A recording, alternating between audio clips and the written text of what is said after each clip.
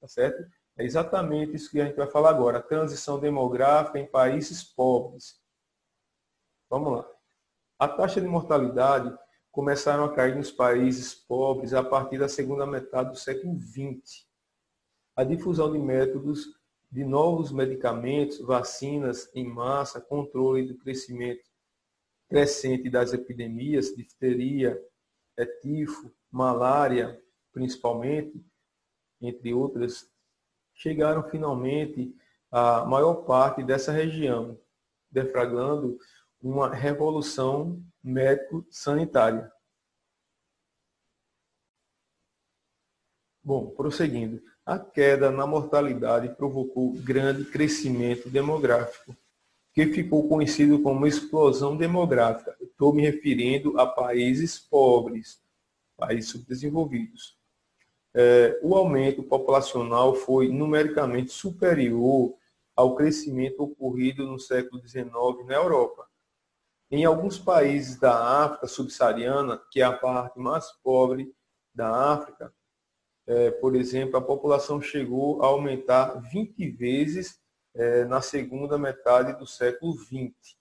Por aí você vê a diferença do crescimento demográfico em países desenvolvidos e países subdesenvolvidos. Bom, pessoal, agora nós vamos falar sobre a teoria neomalthusiana. Preste atenção, é interessante. Na década de 1960, o auge do crescimento populacional mundial, as velhas teorias malthusianas foram retomadas e o neomalthusianismo recebeu o apoio de alguns setores da sociedade. Segundo essa teoria, o alto crescimento demográfico seria uma das principais causas da generalização da pobreza em regiões subdesenvolvidas.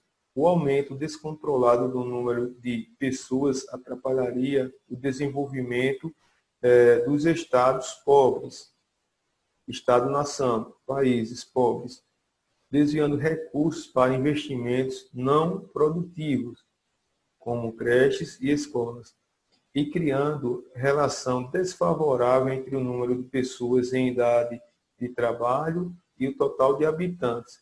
Logo, o controle de natalidade seria a resposta para o desenvolvimento, segundo Malthus. Na década seguinte, essa visão da dinâmica demográfica ganhou adeptos oriundos dos movimentos ambientalistas. De acordo com eles, o acelerado crescimento demográfico resultaria em pressão sobre os recursos naturais, em especial nos ecossistemas tropicais e equatoriais, representando assim sério risco para o futuro do planeta. Entretanto, o padrão de produção e consumo dos países ricos, cuja população parou de crescer, tem impacto muito mais dramático sobre o ambiente. Os países desenvolvidos apresentam cerca de 16% da população mundial, mas consomem grande parte dos recursos naturais disponíveis e estão entre as nações que mais poluem. Vamos analisar aqui. Bom, pessoal, na década seguinte, na década de 70, outros adeptos entraram nessa questão demográfica. Por exemplo, os ambientalistas, falando que se a população continuasse crescendo rápido, ia esgotar os recursos, principalmente nos ecossistemas tropicais e equatoriais. Claro, um aumento da população, é lógico que vai aumentar o consumo, vai aumentar o desperdício e a poluição. Vamos precisar de mais água, de mais minérios, mais alimentos. Então, isso pode esgotar a produção do planeta. E muitos no futuro podem morrer de fome, na miséria extrema, ou em conflitos, ou em guerras. E outra coisa interessante é que apenas 16% da população mundial, que corresponde aos países desenvolvidos, consome grande parte dos recursos naturais. Esses países são considerados mais poluentes, que são em sua maioria, muito industrializados. Bom, retomando aqui, pessoal, apesar dos preconceitos religiosos, em muitos casos, a ineficiência dos programas de planejamento familiar, todas as grandes regiões pobres do mundo apresentam diminuição da taxa de natalidade e, consequentemente, do ritmo de incremento demográfico nas últimas décadas. A modernização da economia, a urbanização, o aumento da instrução da população contribuem para a diminuição da taxa de natalidade nas regiões desenvolvidas do globo. Os dados comprovam no mundo todo que, à medida que o aumento do nível de escolarização, principalmente nas mulheres, aumenta o acesso às informações, aos meios de controle e decisão sobre a própria vida, diminuindo a taxa de fertilidade e, consequentemente, o crescimento populacional. Claro, se você tem conhecimento, você planeja o número de filhos. Só que isso é mais fácil de ocorrer em países desenvolvidos. Lembrando que nos países desenvolvidos a população tem mais acesso às informações.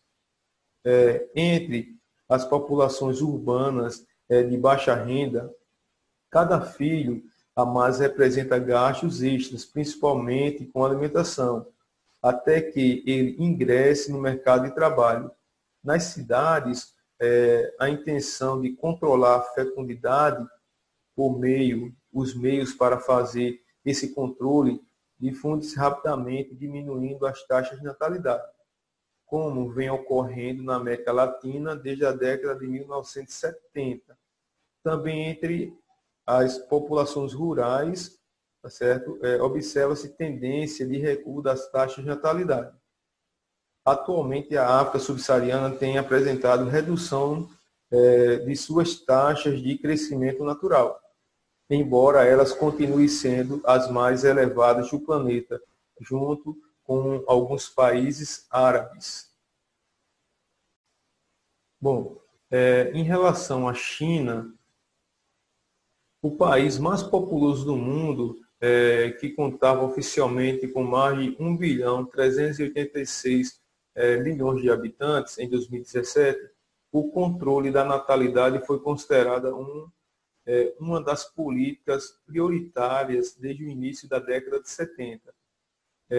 A meta demográfica estabelecida pelo governo era filho único por família, na maioria das províncias chinesas.